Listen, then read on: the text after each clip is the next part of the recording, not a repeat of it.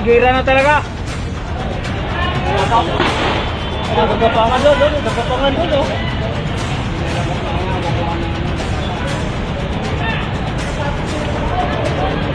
Nagagapang na nila. May mga pulis ang talaga. Lakas na nun, no?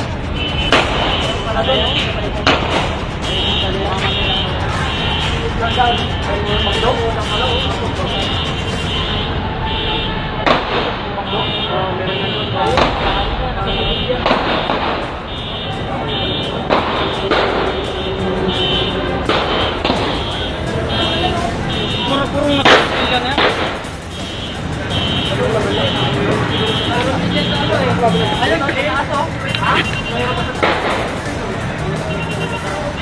Pulis siguro yung nakaitim. Oo, pulis yan, pulis. Ay, saan yung doon? Patay yan? Saan nila lahat? Sa Bulagta na. Saan? Swat. Bulagta na swat. Ayun, tinamaan na. O, swat yun ah. Yung nakamotor. Tinamaan yung swat. Kasakay yun o. Galing yun doon, nakamotor. Nakaitim. Kaya yung nakaitim, pumasok sa McDo. Marami rin pala yan, no? Ano kayo titirahin nila? Yung napatay na yung nakamotor daw eh. Saan yung matinding labanan? Lakas ng mga motor. Hindi na sila bubuhayin natin dyan. Ano eh? Yung pulis na yun. Senate. Ito ngayon ang pinakamatinding bakbakan dito, no?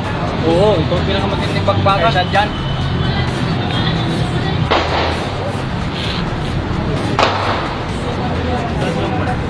Ayun, yung pada-pada pa ano yan? Pulis kaya yan. Ano ba yung nakamula? Nakulagta na yun? Nakulagta na yun. Hindi yan ang pulis yan. Kapag-kapag naman. Hindi may maklo. Ba't parang-arang yung ano dyan? Ay, naman po. Ayos na lang tuloy yan. Diritso na! Surrender na yata yung kapula eh. Kaya may harang tayo. Surrender na yata. Tapos na yung punta na yun, no? Surrender niya. Ano eh, kutsi na to? Hindi lang. Pulis yun eh. Ha? Hindi, pulis din yata yan. Matinding bakbakan talaga eh, no?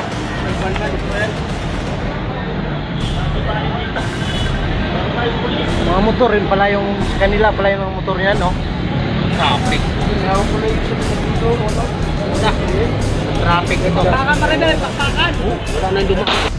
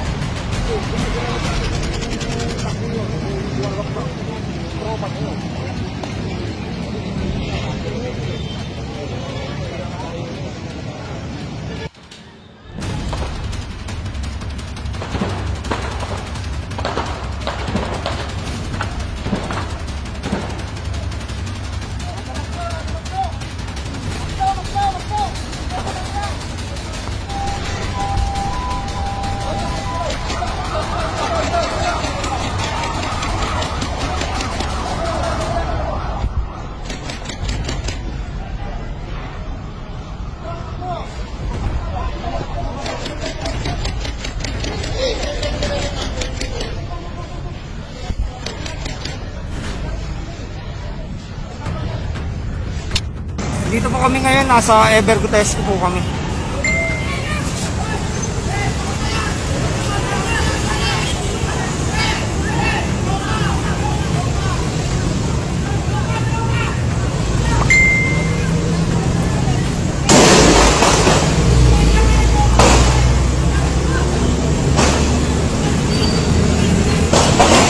Dito po kami ngayon, nasa Ever po kami. Babarilan po.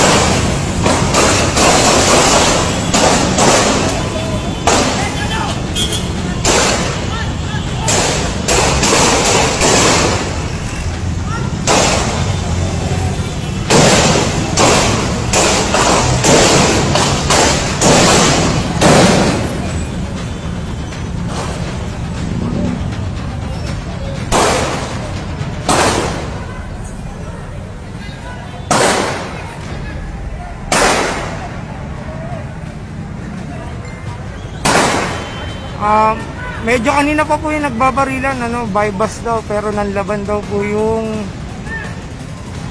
biktima. Sa ngayon po marami na pong pulis, pero yung iba hindi pa nagkakakilala.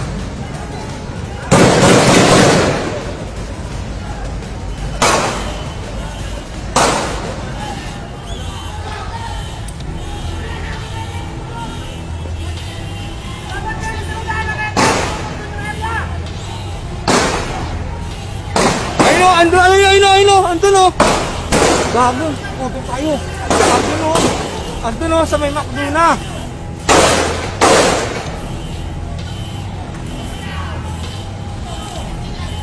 Ay, dyan!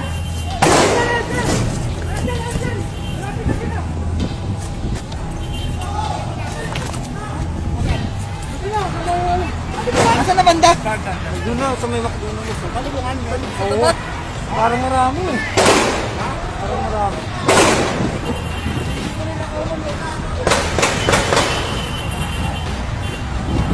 Hoy! Hoy! Naipit kami, naipit.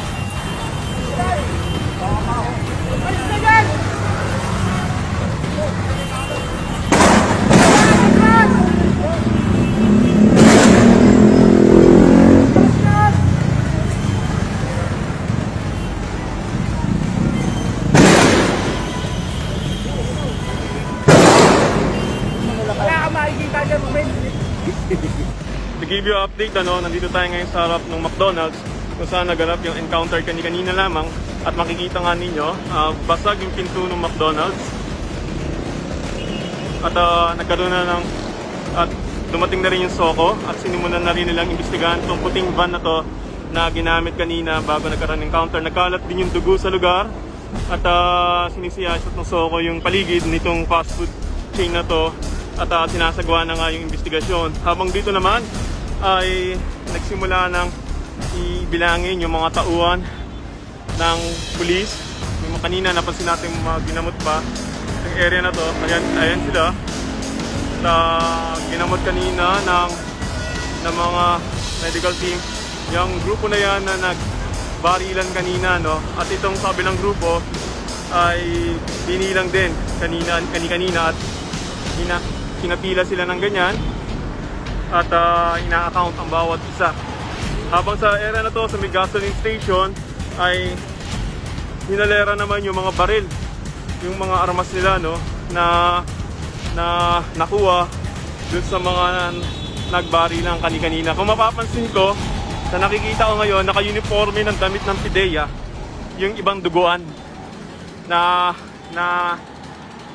ayan, nakakulay green na uniforme ng PIDEA yung ibang mga duguan na ginamot kanina at nakatayo nga sila dyan para sa accounting, at yung mga armas nila ay nilagay dun sa may gasoline station, nilapag muna siya doon at binibilang din kung ilan karaso yung mga armas na na-recover sa nag-encounter. Dumating din yung PIDEA director at QCPD director. At ayan sila sa ngayon, nag-uusap yung dalawang panig at ina-assess nga yung sitwasyon sa nangyaring encounter kanina lamang.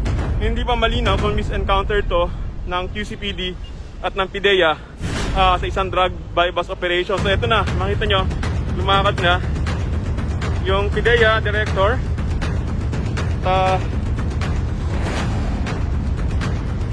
Daan nila yung area kung saan naganap yung encounter dito sa may fast food,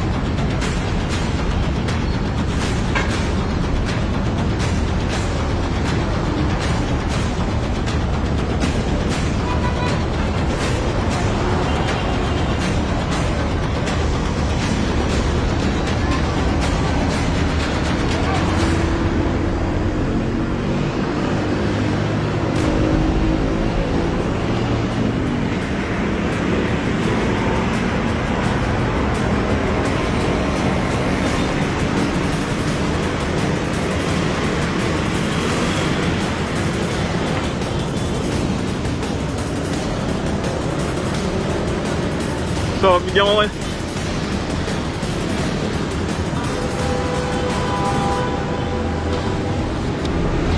So, ulitin natin, ano, ayan yung mga taong kasama sa encounter, naka-uniforme ng PIDEA at duguan nga yung iba.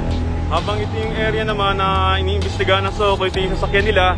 At may mga dugo dyan sa kalsada na yan, sa area na yan ng fast food parking lot. At makita ninyo, wasak yung pintuan ng fast food restaurant na pinagmulan ng encounter.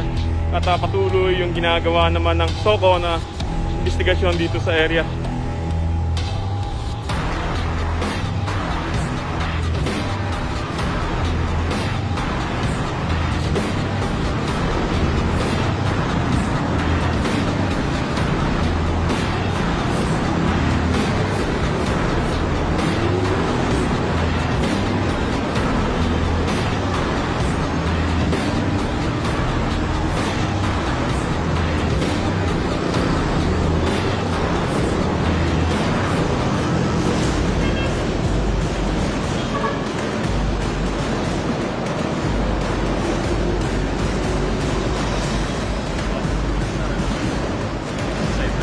Oh, meron din.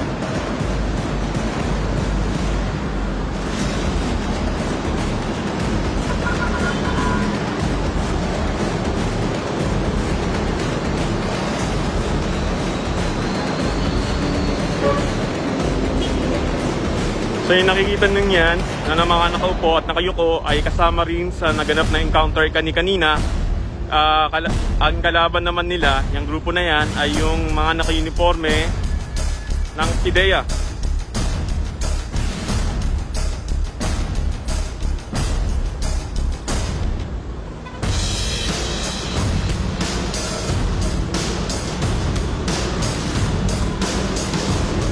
Session na, nasa taas kasi tayo ng area at medyo pinagbabawalan pakatinlatitan to ng media. Kaya umakyat tayo dito sa mataas na parte ng Sali para mabigyan lamang kayo ng initial na video na nagaganap dito sa investigasyon sa encounter na naganap kanina lamang dito sa may Ever Commonwealth sa Quezon City.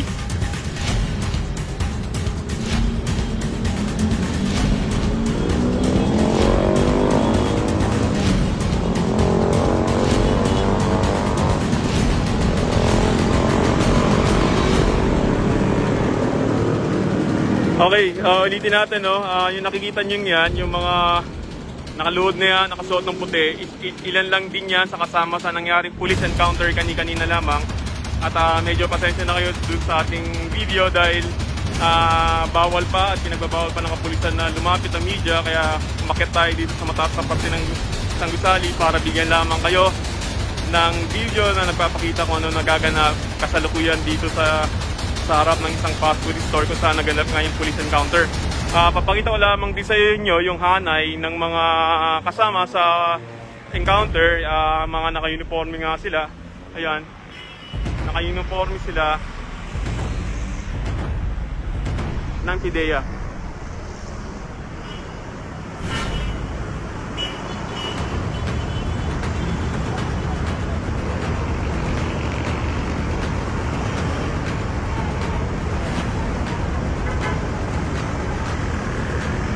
So magbabalik tayo mamaya para magbigay muli ng bagong update sa nagaganap dito sa may Ever Commonwealth sa Quezon City.